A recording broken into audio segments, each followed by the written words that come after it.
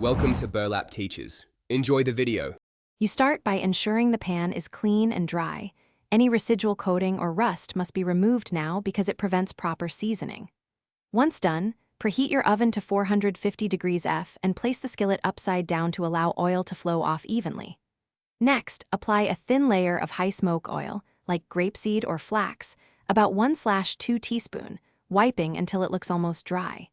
Make sure the room is ventilated, since this first heat will bond oil to metal and create that base layer. You now focus on building multiple polymerized layers.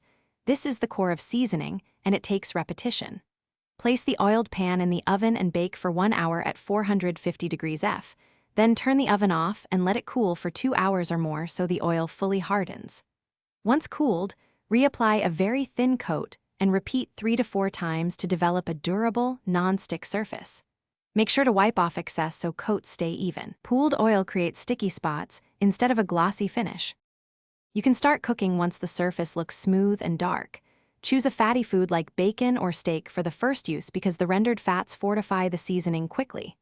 After cooking, clean with hot water and a stiff brush. Avoid soap unless necessary, and dry thoroughly to prevent rust. If the pan becomes sticky, heat it gently and rub a tiny amount of oil to restore the film. If rust appears, scrub to bare metal, dry, and reseason with 1 to 2 thin coats to recover performance. Thanks for watching. Consider subscribing if this video helped you.